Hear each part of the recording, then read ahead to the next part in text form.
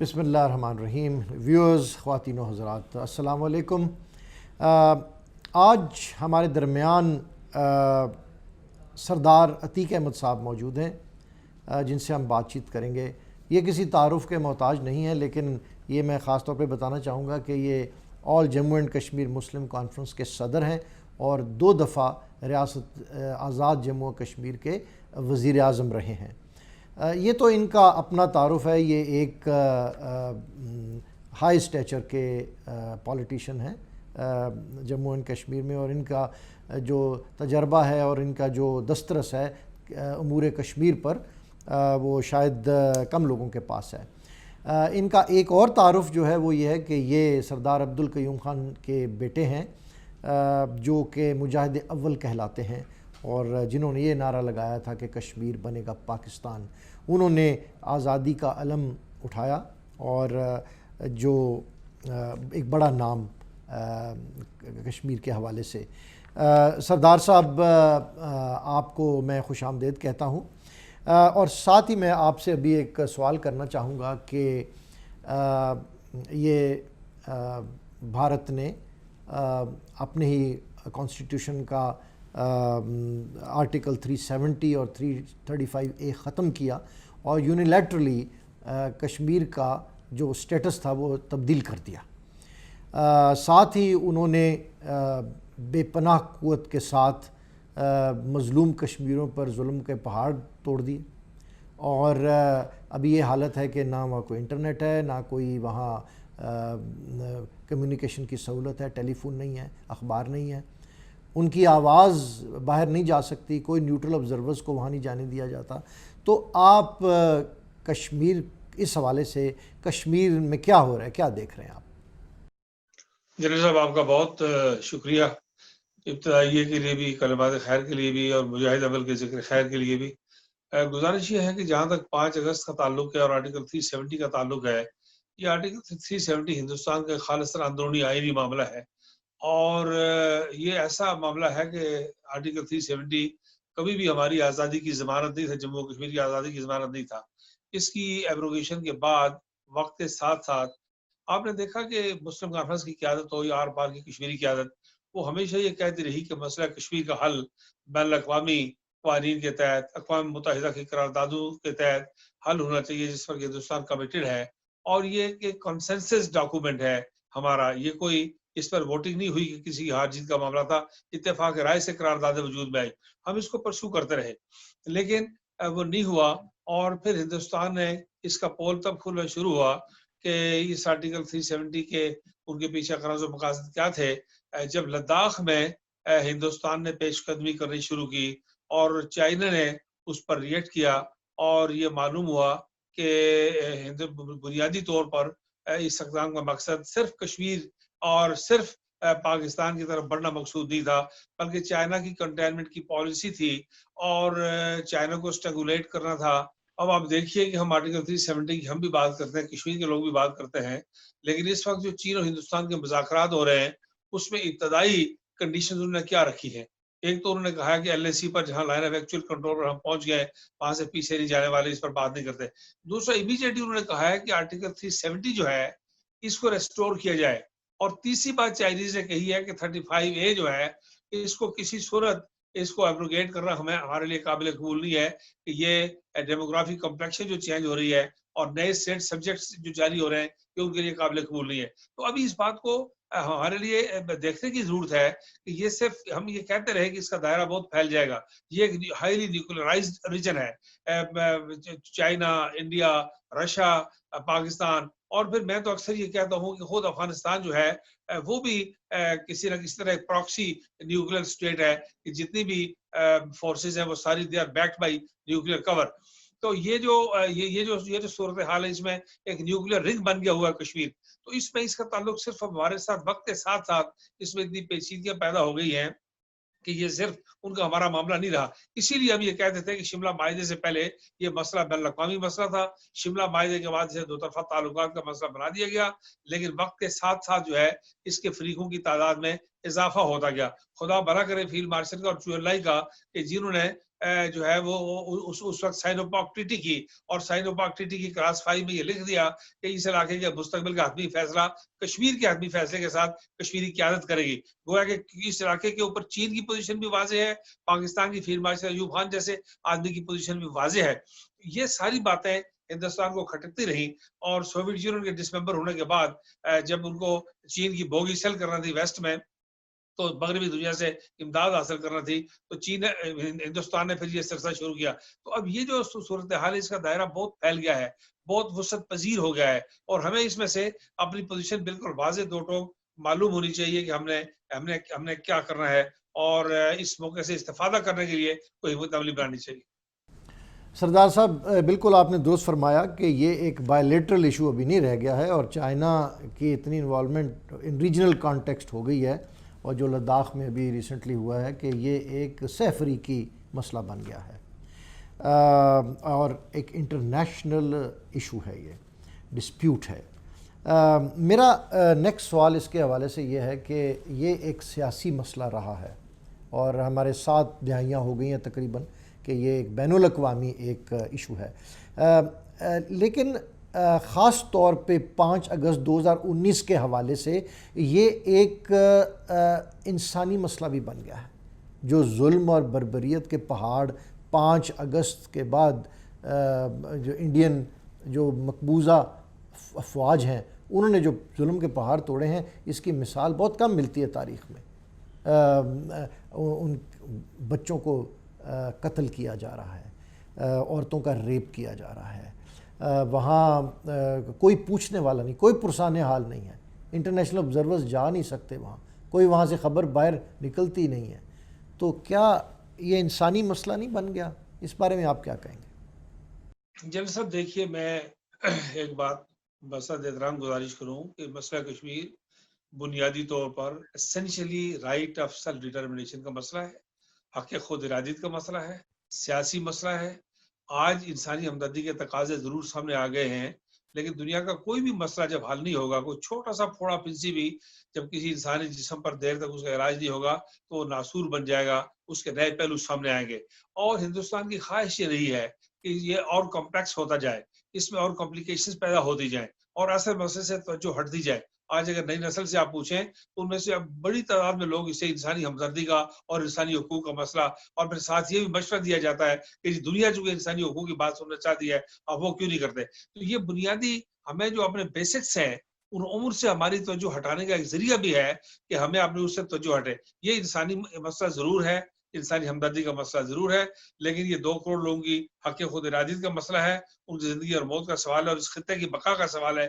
اس لیے اس کو اصل جو اس کا ریفرنس ہے، کانٹیکسٹ ہے، اس سے ہماری توجہ ہٹنی نہیں چاہیے. انسانی ہمدردی کا مسئلہ ضرور ہے، چونکہ انٹرنیٹ نہیں ہے، ایکسیس ٹو ہاسپٹلز نہیں ہے، ہیلتھ تک ایکسیس نہیں ہے، ایجوکیشن تک نہیں ہے، زمینی راستے نہیں ہے، فورن جرنلسٹ نہیں جا سکتے، خوراک نہیں ہے، غلہ نہیں ہے، آمد و رفت نہیں ہے، سوشل لائف نہیں ہے. یہ سب انسانی ہمدردی کے مسائل ہیں. لیکن کیا سوال یہ پیدا ہوتا ہے کہ انٹرنیٹ بحال ہو جائے؟ کیا سوال یہ پیدا ہوتا ہے کہ غلے کی سپلائی بحال ہو جائے؟ کیا سوال یہ پیدا ہوتا ہے کہ ہاسپٹلز میں ہمارے کووڈ-19 کے مریضوں کا علاج شروع ہو جائے تو وہ سارا کام ٹھیک ہو جائے گا؟ نہیں، بالکل نہیں. ان کو ہندوستان کی خواہش رہی ہے کہ اصل مسئلے سے توجہ ہٹے، اور ہماری توجہ اصل مسئلے سے ہٹنی نہیں چاہیے کبھی. شکریہ سردار صاحب. سر ایک جو بات ہمیں اچھی طریقے سے جان لینی چاہیے کہ یہ جیسے کہ آپ نے بھی کہا کہ یہ ایک ٹیریٹوریل ڈسپیوٹ نہیں ہے جیسے سمجھا جاتا ہے، یہ 2 کروڑ لوگوں کے حق خود ارادیت کا مسئلہ ہے، ان کی آزادی کا مسئلہ ہے، اور ہمیں اسی تناظر میں ہر چیز کو دیکھنا چاہیے. سردار صاحب جب 5 اگست پہ جو ڈیولپمنٹس ہوئی اس کے بعد ہم نے دیکھا کہ کشمیری لیڈروں نے اس پہ خوب بات چیت آو بقا کرنے کی کوشش کی گئی، ان کی آواز کو دبا دیا گیا. لیکن پاکستانی وزیر اعظم نے خود اور پاکستانی لیڈرز نے، آزاد جموں کشمیر کے لیڈرز نے بھرپور کوشش کی ہے کہ کشمیر کی آواز کو بین الاقوامی سطح پر پھیلایا جائے اور لوگوں کو باور کرایا جائے کہ یہ کیا ظلم اور زیادتی کشمیر میں ہو رہی ہے اور اس سے کتنی ایک انسٹیبلٹی ریجن میں آ رہی ہے. لیکن پھر بھی جو بین الاقوامی لیڈرز ہیں انہوں نے اس طریقے سے اس کو سپورٹ نہیں کیا جس طریقے سے کرنا چاہیے. آوازیں ہیں, لوگوں نے بیانات دیے ہیں, یونائٹڈ نیشن سیکرٹری جنرل کا بیان ہے, ہمارے ترک صدر ہیں ان کا بیان ہے, لیکن میں سمجھتا ہوں کہ ابھی بھی وہ سپورٹ کا فقدان ہے جو کہ بین الاقوامی سطح پہ ہونا چاہیے. اس بارے میں آپ کیا کہیں گے؟ جنرل صاحب, ایک گزارش تو یہ ہے کہ نریندر مودی نے اپنے انتخابی منشور میں ان ساری باتوں کا ذکر کیا تھا, اور بارہا اس بات کا ذکر کیا تھا کہ ہم آرٹیکل 370 کے ساتھ کیا کریں گے, ہم آبادی کے تناسب کے ساتھ کیا کریں گے, ہم 35A کے ساتھ کیا کریں گے, ہم آزاد کشمیر اور گلگت بلتستان پر حملہ کریں گے. یہ میں بصد احترام یہ کہوں گا کہ ہمیں کچھ پریمپٹیو میئر لینے چاہیے تھے, اور ہمیں کچھ کشمیر کے اوپر بڑی اگریسو پولیٹیکل اور ڈپلومیٹک آفینسو لینا چاہیے تھا. یہ یک نہیں ہوا. ہندوستان نے اس کے لیے بہت تیاری کی, اور اس سارے عرصے میں ہمارے پاس جو ہے, اور میں یہ بھی گزارش کرنا چاہتا ہوں کہ کچھ پالیسیز کی بھی کمزوریاں ہیں. ماضی میں جو بعض اقدامات ایسے ہوئے کہ مثلا میثاق جمہوریت کے فوراً بعد ہم نے دیکھا کہ بعض بڑے تلخ حقائق ہیں کہ گلگت بلتستان کا سٹیٹس چینج کرنے کی کوشش کی گئی, گلگت بلتستان کا اسٹیٹ سبجیکٹ رول جو ہے اس کو ختم کرنے کی کوشش کی گئی, اور باہر سے لا کے لوگوں کو وہاں آباد کرانے کی کوشش کی گئی. اس پر ہمارا واویلا اس وقت بالکل موجود تھا, اور میرے درجنوں سٹیٹمنٹ موجود ہے کہ ہم کہیں دشمن کو بیل آؤٹ نہیں کر رہے کہ یہ کل خدا نخواستہ ہمارے گلے میں بات پڑ جائے گی. یہ ساری چیزیں دیکھنے کی تھی کہ ہمیں ایک قومی کشمیر پالیسی تشکیل دینے کی ضرورت تھی, اور ہمیں معلوم ہونا چاہیے تھا کہ ہم دیکھیے ایک خطرناک دشمن کے ساتھ ہمارا پالا ہے جو زندگی کے ہر شعبے میں ہماری اکانومی ڈیفینسو ہے, ہماری پالیٹکس ڈیفینسو ہے, ہمارا وجود ڈیفینسو ہے, ہمارا دفاعی پروگرام ہے ہی ہے. تو یہ جو صورتحال ہے, نریندر مودی نے یہ ساری باتیں سارے وقت میں کی تھی. انہوں نے اس کے لیے راستہ ہموار کیا, انہوں نے لابنگ کی, ہمارے پاس فورمز بھی موجود تھے, ہمارے پاس راستے بھی موجود تھے, لیکن ہم انتظار کرتے رہے.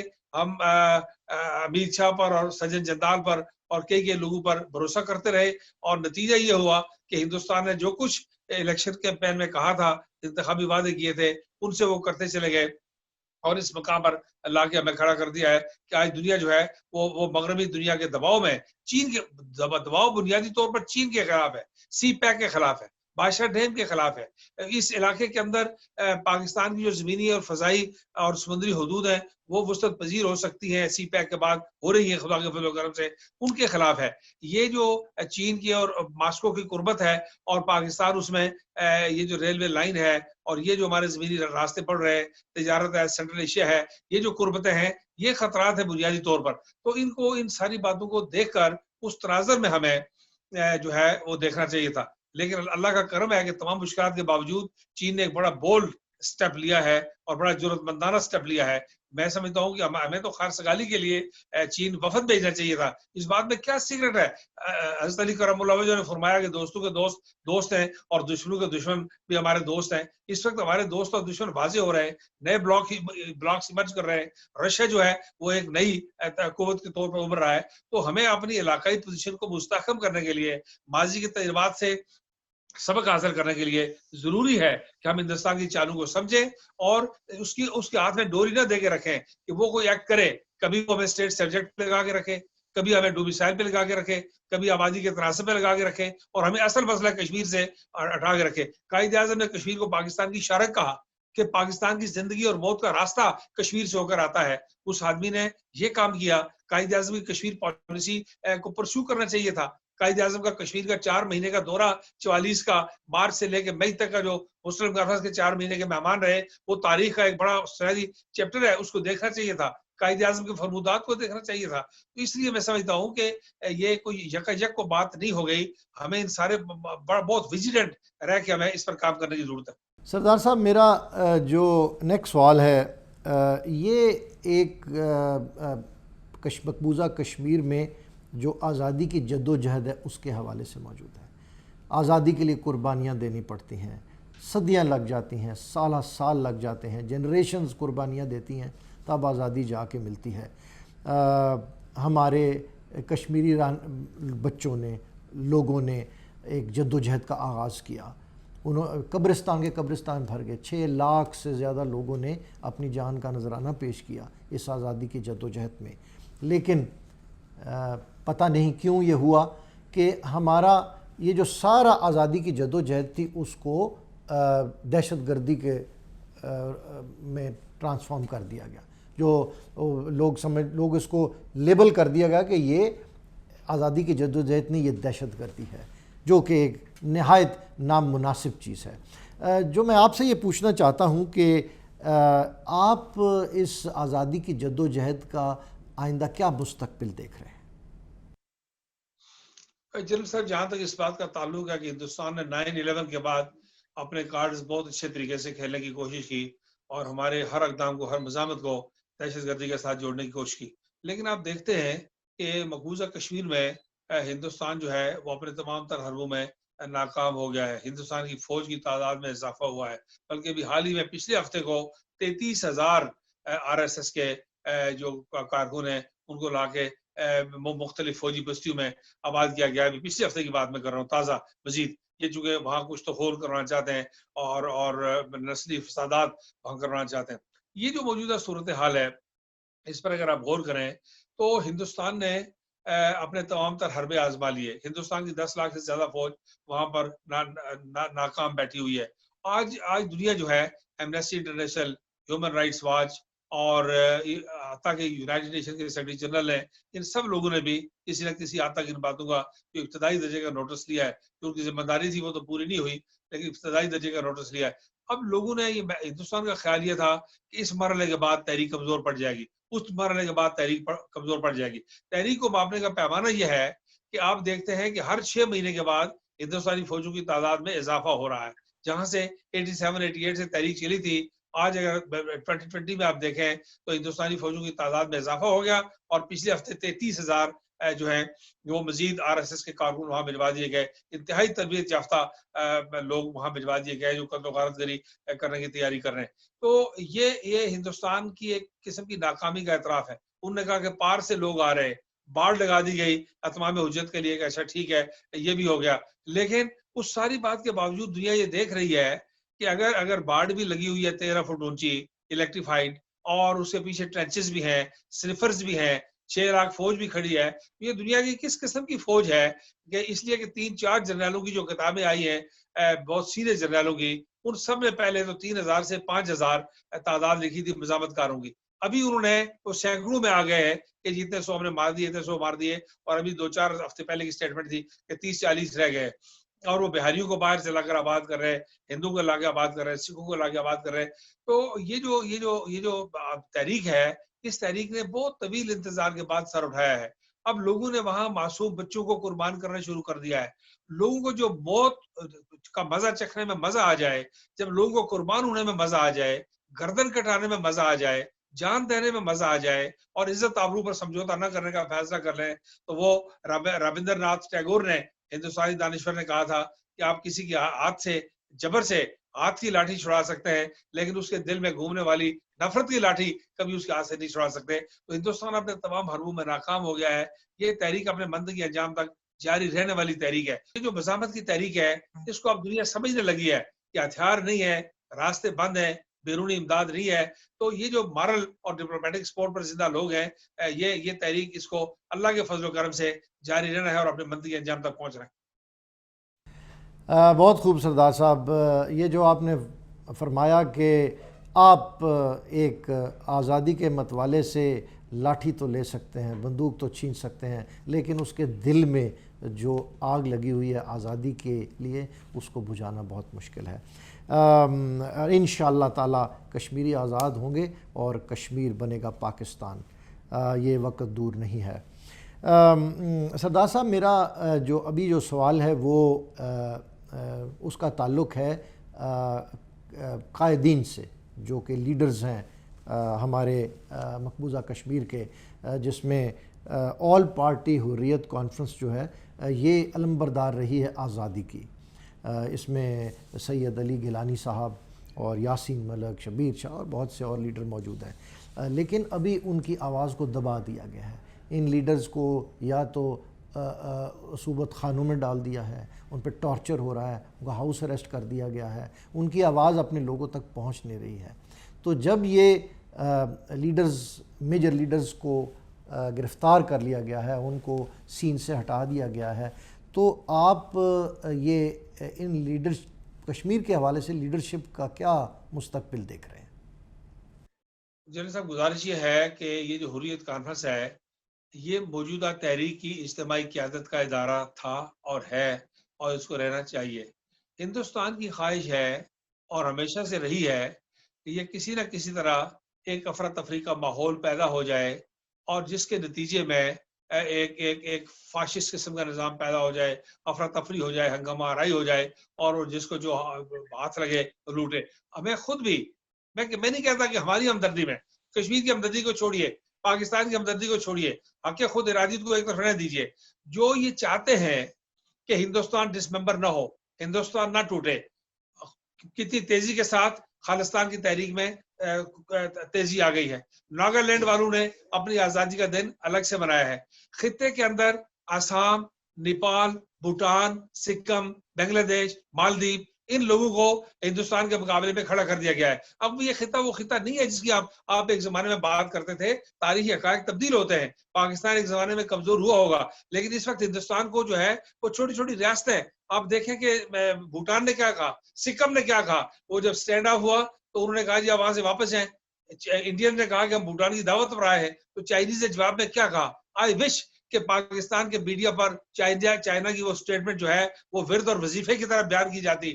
چائنا نے واپس جواب میں کہا کہ اگر آپ بھوٹان کی دعوت پر یہاں آئے تو ہم پاکستان کی دعوت پر کشمیر میں فوجیں اتار سکتے ہیں. لیکن اس کا کوئی ذکر ہمارے میڈیا میں رپورٹ نہیں ہوا. چائنیز ویب سائٹس آپ تلاش کریے تو آپ کو یہ ساری چیزیں ملیں گی. تو آج ہندوستان کو اگر 300-400 کلومیٹر علاقہ اس کے پاس ہے اور نیپال کی حکومت اس کو آفیشیل نقشے میں شامل کرتی ہے، پارلیمنٹ اپروو کرتی ہے اور چائنا اس نئے نقشے کو تسلیم کرتا ہے، تو آج موجودہ ہندوستان کو ٹوٹنے سے جو حکومتیں بچانا چاہتی ہیں، جو اسے چین کے مقابلے میں سو کال کھڑا رکھنا چاہتی ہیں، اگر وہ چاہتی ہیں تو پھر انہیں کشمیر کے اندر آج آسانی ہے کہ سید علی گیلانی سے بات کریں، میر عمر فاروق سے بات کریں، یاسین ملک سے بات کریں، شبیر شاہ سے بات کریں، پروفیسر غازی بٹ سے بات کریں، آسیہ اندرابی سے بات کریں، علامہ عباس انصاری سے بات کریں. یہ اگر آپ ان لوگوں کو آج یہ سارے ڈسمنٹل ہو جائے گی، یہ لیڈرشپ جو ہے کمزور پڑ جائے گی اور یہ تحریک جو ہے یہ ہر کس و ناقص کے ہاتھ میں چلی جائے گی. کل آپ کیا کریں گے؟ کیونکہ الٹیمیٹلی سونر اور لیٹر اگر آئرلینڈ کے مذاکرات 300 سال کے بعد مذاکرات کی میز پر لوگ اکٹھے ہو سکتے ہیں، تو کشمیر پر بھی آپ کو مذاکرات کی میز پر آنا ہے. اس وقت آپ کیا کریں گے؟ تو اس کی عادت کو بچا کے رکھنا ہے. کشمیر کی تحریک بالکل لیڈرس. اس کا ایک اچھا پہلو یہ ہے، اختصار سے میں گزارش کرتا ہوں، ایک اچھا پہلو یہ ہے کہ انہوں نے ساری لیڈرشپ کو کارڈن آف کر دیا اور ان کا خیال یہ تھا کہ تحریک رک جائے گی، لیکن یہ پتا چلا کہ نہیں، تحریک اسی قوت سے چل رہی ہے. یہ تو اچھا پہلو ہے. لیکن لانگ ٹرم جب آپ اینالائز کرتے ہیں تو آپ کے لیے ضروری ہے کہ قداور، پختہ، سنجیدہ، سیزنڈ اور ویر رکھنے والے لوگ، قیادت کا ادارہ موجود رہے تاکہ ہندوستان کے لیے بھی آسانی ہو، پاکستان کے لیے بھی آسانی ہو اور دنیا کے لیے بھی آسانی ہو. اس لیے یہ تحریک کبھی لیڈر لیس نہیں ہو سکتی. اللہ کے فضل سے. بہت خوب سردار صاحب، آپ نے یہ درست کہا کہ آئرلینڈ کے لوگ بھی اگر اتنی دہائیاں کنفلکٹ میں رہے، لڑتے رہے اور بالآخر ان کو بات چیت ہی کرنی پڑی اور ڈائلاگ کی ٹیبل پہ آنا پڑا، اور انڈیا کو بھی انشاءاللہ ایک دن ڈائلاگ کی ٹیبل پہ آنا پڑے گا اور کشمیریوں کو آزادی دینی پڑے گی. مجھے اس حوالے سے سردار عبدالقیوم کا ایک کوٹ یاد آ رہا ہے. انہوں نے کہا تھا کہ I am basically an optimist. Refusal to dialogue is dangerous for Pakistan, India and Kashmiris. اور یہ بات چیت سے ہی الٹیمیٹلی مسئلہ حل ہوگا، لیکن اس کے لیے آفرین ہے کشمیریوں کی جد و جہد جس کی وجہ سے انڈیا نیگوشیٹنگ ٹیبل پہ آئے گا.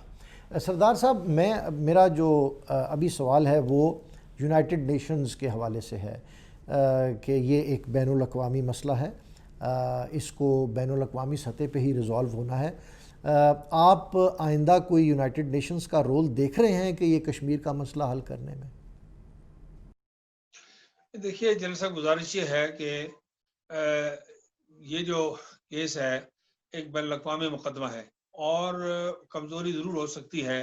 اگر کسی ایک ڈاکٹر سے فائدہ نہ ہو تو آپ کو کئی دفعہ ڈاکٹر کے پاس دوبارہ دوائی تبدیل کرنا پڑتی ہے، حکمت عملی تبدیل کرنا پڑتی ہے، لیکن ہمیں عالمی اداروں کو اگر ہم نے پوری طرح پراپرلی یوٹیلائز کیا ہوتا تو پھر ہم کہہ سکتے تھے کہ ہم اس میں کتنی ایک مایوسی ہے. یہ بات بالکل ٹھیک ہے، درست فرمایا آپ نے کہ عالمی اداروں کو اپنی ذمہ داری پوری کرنی چاہیے تھی، اور اس سے ان کو ہمیں دیکھنا ہے کہ انہوں نے کتنی پوری کی ہے نہیں کی ہے. لیکن میں یہ سمجھتا ہوں کہ عالمی ادارے کسی طرح بھی، ابھی آپ دیکھتے ہیں کہ WHO کے ساتھ امریکی صدر کی جو ہے وہ کتنی ٹینشن کریٹ ہو گئی ووہان کے معاملے پر، کووڈ-19 کے معاملے پر. تو عالمی اداروں کی، خود عالمی اداروں کے اندر بھی P5 کے درمیان بھی ایک کشمکش کا ماحول رہتا ہے. انڈر ڈیولپنگ کنٹریز کے معاملے میں ایک ان کا اپنا رویہ ہے. لیکن میں یقین سے کہہ سکتا ہوں، وثوق سے کہہ سکتا ہوں کہ اب یہ جو چائنیز فیکٹر بیچ میں آ گیا ہے، جو بہت امپورٹنٹ فیکٹر ہے، اور چائنا انڈیپینڈنٹلی بھی اس سے 10%، ایک تو دو پوزیشنز ہیں. ایک تو یہ لداخ کا معاملہ ہے، دوسرا BBC انٹرویو کر رہا تھا چائنیز ایمبیسڈر کو، آپ نے کی نظر سے گزرا ہوگا، تو اس نے کہا کہ آپ یہ کیا پاکستان کے پیچھے پڑے رہتے ہیں اور پاکستان کے ساتھ ساتھ لگے رہتے ہیں. تو چائنیز ایمبیسڈر نے بڑا خوبصورت جواب دیا. اس نے کہا کہ جس طرح آپ لوگوں کے لیے اسرائیل امپورٹنٹ ہے، اس طرح پاکستان ہمارے لیے امپورٹنٹ ہے. یہ BBC کا رپورٹڈ اس کا انٹرویو ہے چائنیز ایمبیسڈر کا. تو ابھی چائنا جو فیکٹر ہے وہ اتنا امپورٹنٹ فیکٹر ہے کہ وہ یونائٹڈ نیشن میں بھی آپ کے کام آئے گا، وہ علاقائی طور پر بھی آپ کے کام آئے گا. بائی لیٹرل مذاکرات کا تو آپ کو تصور ہی نہیں ہے، بائی لیٹرلزم تو پاکستان ہندوستان کے کانٹیکس میں کبھی سے کام ہی نہیں کیا. تو لیکن جب بھی ملٹی لیٹرل ڈائلاگ ہوں گے تو اس لیے میں سمجھتا ہوں کہ اقوام متحدہ کے رول سے کوئی تھوڑی بہت مایوسی ضرور ہے، لیکن آنے والے وقت میں کسی پیس پروسیس کو بحال کرنا پڑے گا، اور اس میں جو اسٹیک ہولڈرز ہیں ان کو ایسوسیٹ کرنا پڑے گا. تو یہ فورم جو ہے کام آئے گا، یقیناً کام آئے گا، اور اس علاقے میں پرامن مسئلہ کشمیر کا پرامن مذاکراتی حل جو انٹرنیشنل پرنسپلز پہ بیسڈ ہے اس سے ضرور پڑے گی. بہت اچھے. سردار صاحب، میرا آخری ایک سوال ہے کہ انشاءاللہ تعالی یہ جو آپ نے بات چیت کی ہے اس کو ہم لائن آف کنٹرول کے پار پہنچائیں گے، بین الاقوامی سطح پہ اس کی تشہیر کریں گے، پاکستان میں لوگ سنیں گے. خاص طور پہ آپ آج کے یہ 5 اگست کے حوالے سے آپ کشمیر کے مظلوم لوگوں کو کیا پیغام دینا چاہیں گے؟ یہ آپ کا پیغام مقبوضہ کشمیر کے لوگوں کے لیے کیا ہے؟ ایک تو مقبوضہ جموں و کشمیر کے لوگوں کو ہم خراج تحسین پیش کرنا چاہتے ہیں، سلام پیش کرنا چاہتے ہیں. اور مقبوضہ جموں و کشمیر جب میں کہتا ہوں تو اس سے مسلمان مراد نہیں ہے صرف، اس سے مقبوضہ جموں و کشمیر کا ہر وہ شخص جس کے ہاتھ میں اسٹیٹ سبجیکٹ ہے اس کو میں کہنا چاہتا ہوں. اس لیے کہ آپ دیکھیں کہ BJP کا جب الیکشن ہوا تو جموں میں BJP کا گراف آسمان کے اوپر تھا، لیکن 5 اگست کے اقدام کے بعد جب پنچایت کا الیکشن ہوا تو ہندو اور سکھ بھی سارے، یعنی جو آدمی تحریک آزادی میں آپ کے ساتھ نہیں ہے وہ کشمیر کے تشخص پر آپ کے ساتھ ہے، جو حق خود ارادی تحریک میں آپ کے ساتھ نہیں ہے وہ کشمیر کی وحدت پر آپ کے ساتھ ہے، تقسیم کے خلاف ہے. جو آدمی کسی ایک معاملے میں آپ کے ساتھ نہیں ہے وہ دوسرے معاملے میں آپ کے ساتھ ہے. تو جموں میں پنچایت کے الیکشن میں BJP کا گراف ان تمام علاقوں میں جو ہندو اور سکھ آباد ہیں وہاں نیچے آ گیا. اس لیے میں جموں اور کشمیر کے لوگوں کو خراج تحسین پیش کرتا ہوں، شہداء کو خراج عقیدت پیش کرتا ہوں، اور انہیں اس بات کا یقین دلاتا ہوں کہ اگر قائد اعظم نے کہا تھا کہ کشمیر پاکستان کی شارگ ہے، اور مجاہد اول سردار قیوم خان نے کہا تھا کہ کشمیر بنے گا پاکستان، تو ہم تیسری چوتھی نسل میں بھی ان کے کارکنان جب تک زندہ ہیں اللہ کے فضل و کرم سے ان کی طرف سے اور اہل پاکستان کی جانب سے، پاکستان کے عوام کی جانب سے، مملکت خداداد پاکستان کی جانب سے انہیں یہ کہنا چاہتا ہوں کہ منزل دور ہو سکتی ہے لیکن یہ نوشتہ دیوار ہے، کشمیر کی آزادی نوشتہ دیوار ہے. سونر اور لیٹر انڈیا کو ریئلائز کرنا پڑے گا، اور قانون قدرت میں انسانی قوانین میں تبدیلی ہو سکتی ہے، ناکامی ہو سکتی ہے، جمع تفریق ہو سکتی ہے، لیکن قانون قدرت میں کہ 6 لاکھ جانیں قربان ہوں اور کوئی نتیجہ نہ نکلے، یہ قانون قدرت کے خلاف ہے، قانون فطرت کے خلاف ہے. اس لیے انشاءاللہ وہ دن دور نہیں جب سارا جموں و کشمیر آزاد ہوگا اور پاکستان اپنی جغرافیائی، دفاعی اور معاشی سرحدات میں ایک مکمل طاقتور ملک کی حیثیت سے وجود میں آئے گا. سردار صاحب بہت خوب. میں آپ کا ذاتی طور پہ بہت ممنون ہوں کہ آپ نے یہ وقت نکالا اور ہمارے ساتھ مکالمہ کیا. میں سمجھتا ہوں کہ جو آپ کو کشمیر سٹڈیز پر عبور ہے اور یہ کشمیر کے مسئلے کے بارے میں آپ نے آج ہمیں وہ چیزیں بتائی ہیں جو عام طور پہ لوگوں کو پتہ نہیں، آپ نے ہر پہلو کے اوپر بات کی ہے، اور انشاءاللہ وہ وقت دور نہیں جب کشمیر بنے گا پاکستان. اور سردار صاحب آپ کی آواز ہم بین الاقوامی سطح پہ اور لائن آف کنٹرول کے پار بھی پہنچائیں گے، تاکہ لوگوں کو پتہ لگے کہ کشمیر کی جو لیڈرشپ ہے وہ اس کے بارے میں کیا خیالات رکھتی ہے۔ میں ایک دفعہ پھر آپ کا بہت شکریہ ادا کرتا ہوں۔ آزاد کشمیر زندہ باد، پاکستان پائندہ باد۔ Thank you very much.